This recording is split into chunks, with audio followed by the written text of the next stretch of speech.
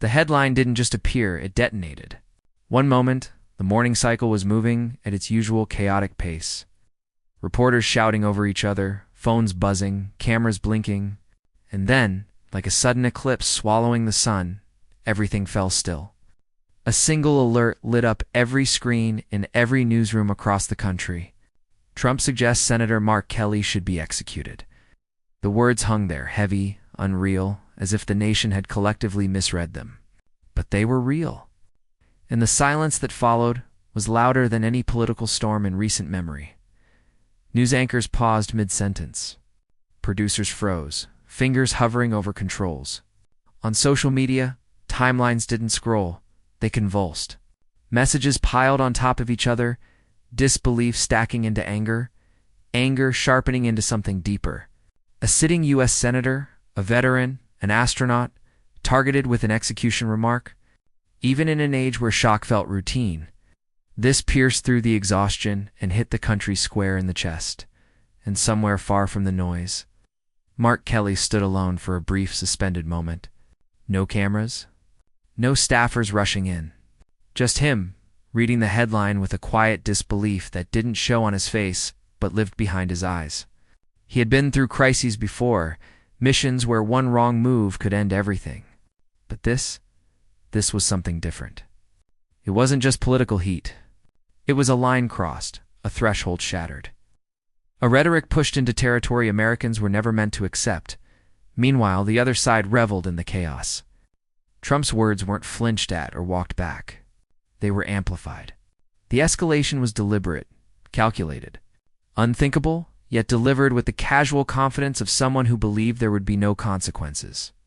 No accountability, no moment of pause where the country asked, "How did we get here?" But people were already asking. Fear blended with outrage. Immigrant families, veterans, young activists, they saw in this threat something larger than a feud. They saw the way power can twist itself into something dangerous when no one pushes back. And as the storm built, eyes turned back to Mark Kelly, waiting for him to respond. Waiting to see whether he would stay silent or step into the center of the fire. Because this was only the first spark.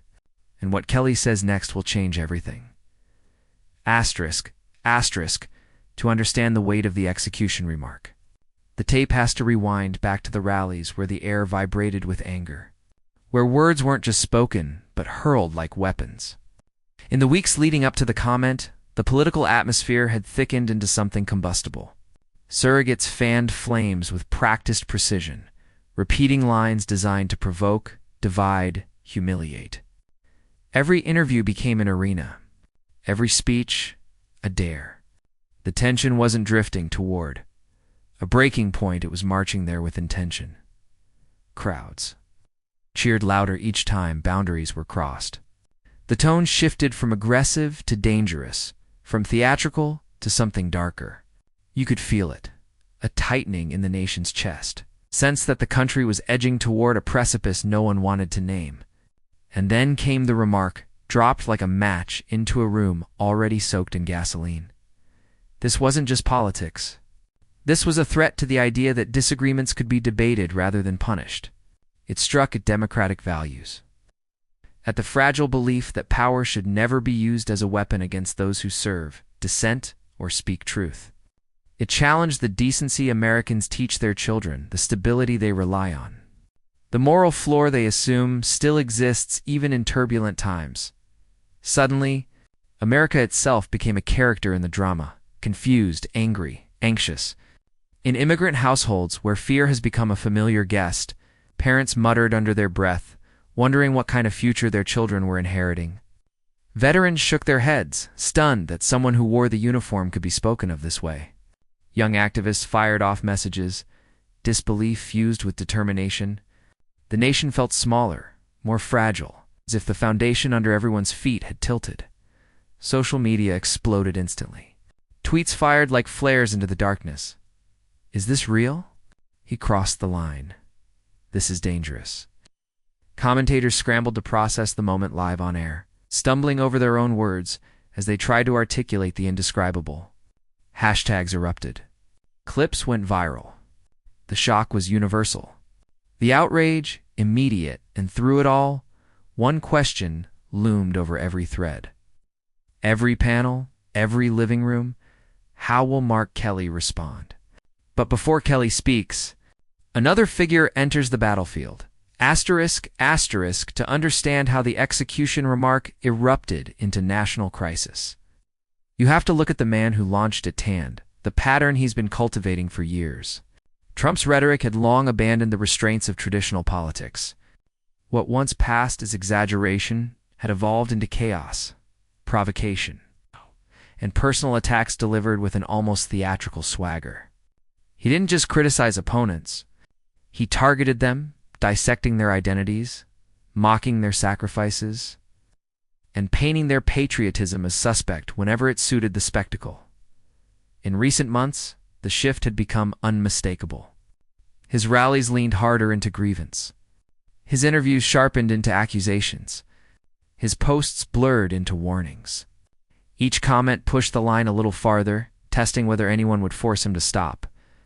And every time the outrage faded, he took it as permission to escalate. The contradictions were almost surreal. One moment preaching about law and order, the next hinting at violence. Praising loyalty in public while ridiculing allies behind closed doors. Calling for unity even as he stoked division with precision. The hypocrisy was visible to anyone who cared to look. He claimed strength but lashed out at the most minor criticism. Spoke of patriotism, yet mocked a veteran astronaut service. Demanded respect while offering none. His version of leadership wasn't leadership at all. It was a performance sustained by spectacle, provocation, and the expectation that people would eventually tire of resisting. Enter Pete Hegseth. If Trump was the orchestra's conductor, Hegseth was the percussion section, pounding the drum that kept the outrage alive. As a loyal surrogate, he didn't just repeat Trump's claims, he amplified them. When Trump hinted, Hegseth declared. When Trump suggested, Hegseth investigated. His voice on television became the echo chamber that turned insinuations into questions, questions into concerns, and concerns into full-blown accusations against anyone who dared challenge the narrative. Together, they created a symphony of antagonism that rattled through conservative media. Each beat louder than the last. Viewers at home could feel it, a rising pressure, a growing sense that something dangerous was being normalized. It wasn't just politics turning ugly, it was a deliberate erosion of boundaries. A message that no one was safe from being targeted if they fell out of favor, and through all the noise. The man at the center of the storm didn't respond. He watched, listened, waited, but while the noise escalated, the man at the center of the storm stayed silent until now. Asterisk, asterisk, long before Mark Kelly became the target of an execution remark. He had already lived a life defined by discipline, sacrifice, and relentless service. His story didn't begin in a studio or a campaign war room. It began in the cockpit of Navy jets, where danger wasn't a political metaphor but a daily reality. He learned early that fear is something you control, not something you surrender to. Every mission required calm, under pressure, steady hands, and a mind that could filter chaos into clarity. It wasn't bravado, it was survival. And when he became a NASA astronaut, those traits only deepened. In the vast silence of space, Mark Kelly discovered what few human beings ever experience: the fragility of life and the responsibility that comes with representing an entire nation beyond Earth's borders. He carried that responsibility with quiet pride, never seeking the spotlight, never demanding applause. His job was to serve, to complete the mission, to come home alive, and bring his team home with him. That was the measure of character he respected, not noise, not ego, not theatrics. At home, he carried another title, husband. After Gabrielle Gifford survived the unthinkable, Kelly became not just a partner, but a pillar, helping her rebuild her voice, her strength, her life. Their journey wasn't political. It was deeply human. It shaped Kelly into someone who understood what real courage looks like, not on a stage, but in hospital rooms and therapy sessions, where love must be stronger than pain. That experience taught him patience, resilience, and the power of steady devotion. It also taught him what violence, real violence, truly costs: So when he entered public service, he did it with the same mindset he brought to every mission: stay steady. Stay focused, avoid unnecessary battles, but never back down from doing what's right. He wasn't a Twitter warrior chasing the next viral moment. He wasn't fueled by spite or distraction. He was a mission-focused patriot, trained to assess threats, eliminate panic, and move toward solutions, not spectacle. His composure wasn't weakness. It was the strength that comes from knowing exactly who you are and what you stand for. Those who knew him understood that Mark Kelly doesn't crack under pressure, sharpens him. And when targeted by the most extreme rhetoric imaginable, he didn't flinch. He didn't lash out. He waited, measured, and chose his moment with precision. And those qualities are exactly what shaped his stunning response. The moment the execution remark hit the national bloodstream, the political machinery roared to life like a storm engine. News networks rolled out emergency banners, pundits rushed into studios, and the familiar choreography of outrage began. Every channel lit up with split screens and raised voices, each panel trying to outshout the last. Clips replayed in an endless loop, each repetition magnifying the shock until it felt like the entire country was vibrating with tension. What had started as one reckless comment was now a fireball racing through every corner of American discourse. Some commentators treated it like sport, leaning into the chaos with grins and theatrical disbelief. Others trembled with anger, calling it a dangerous turning point. But on one side of the political divide, the strategy became clear: escalate, deflect, attack. Keep the spotlight spinning fast enough that no one has time to breathe.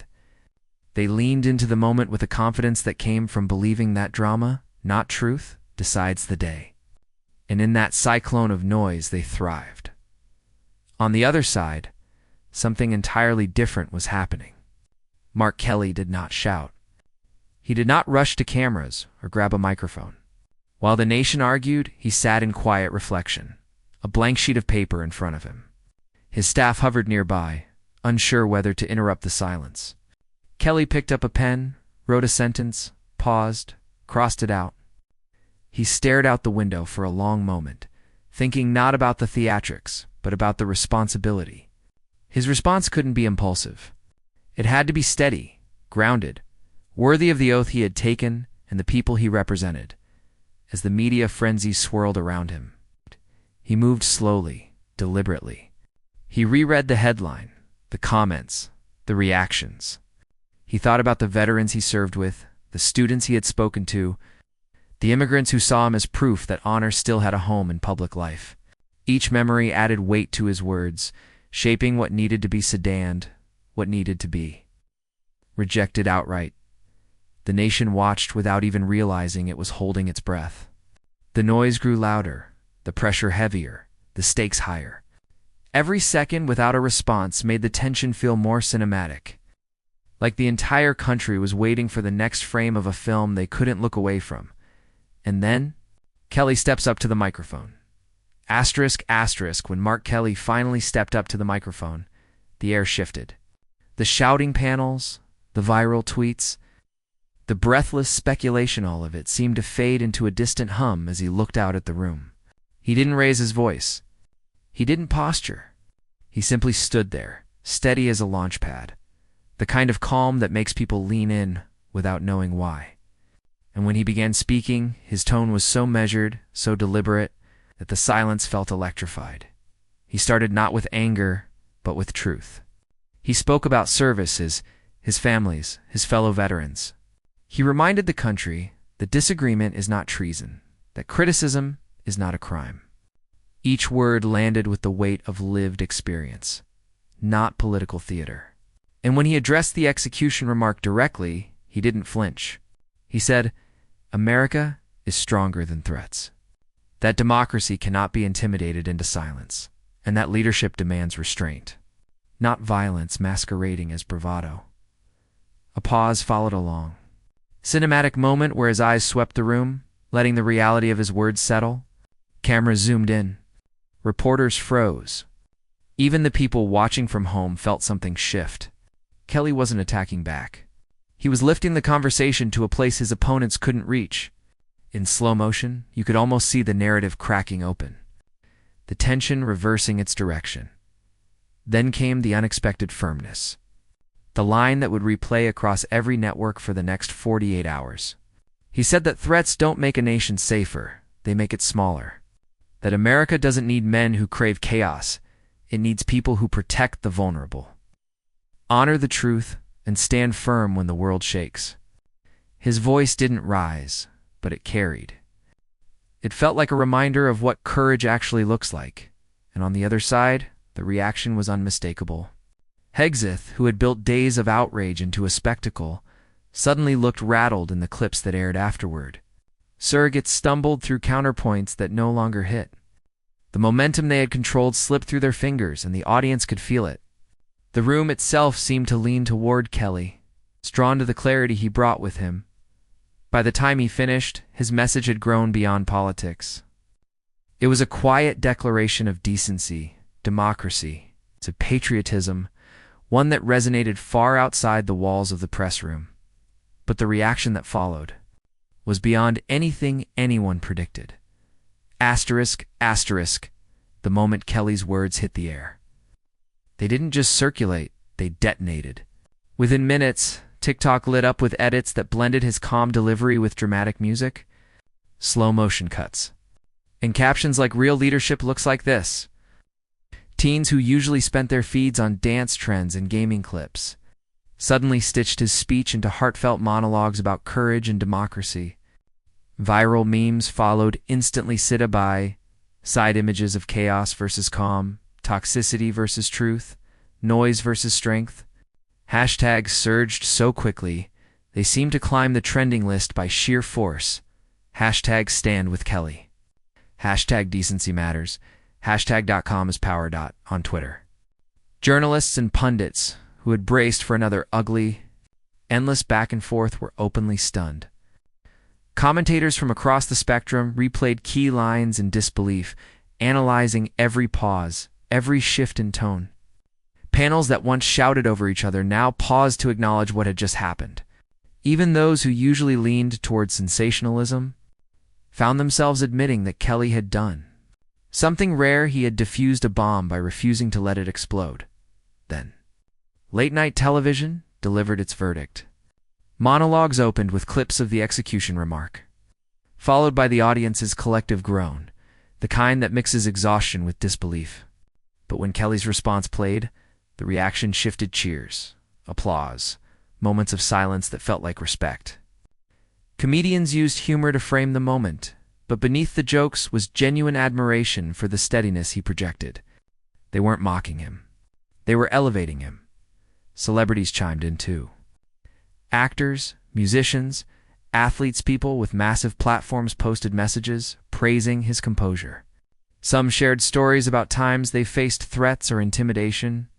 Others spoke directly to their followers. This is what leadership is supposed to sound like.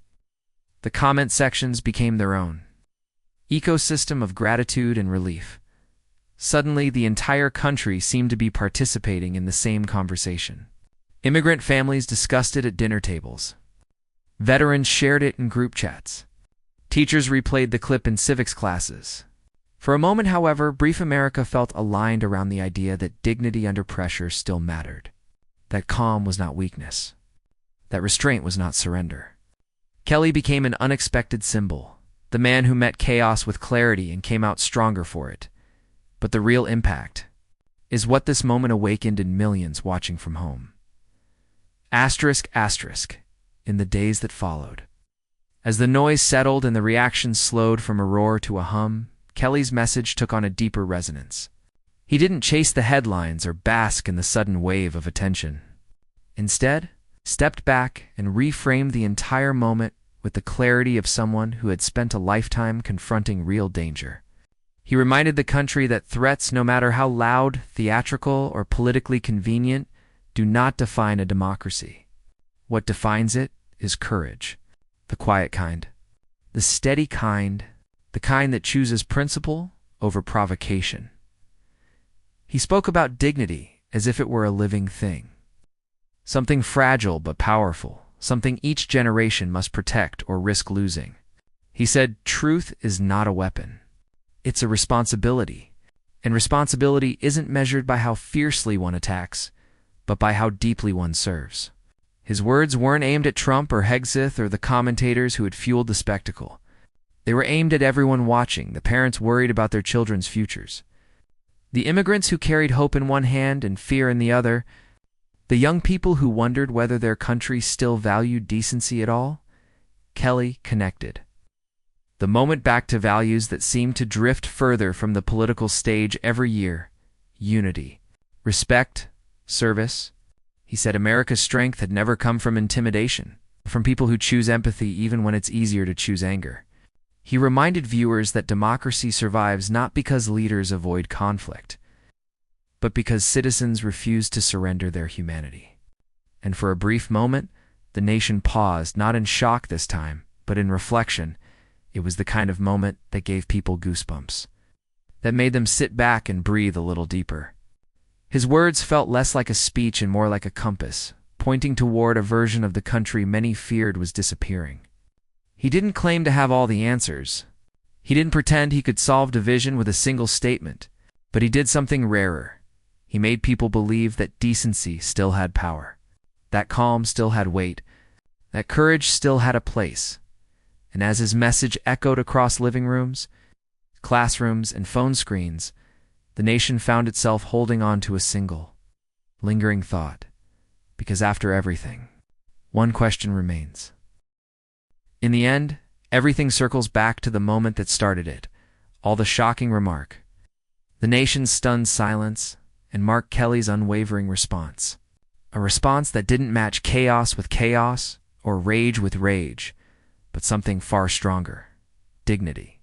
At a time when the loudest voices try to drown out the truest ones, Kelly reminded America that strength isn't measured by who can shout the longest. It's measured by who can stand firm when everything around them shakes. His words became more than a speech.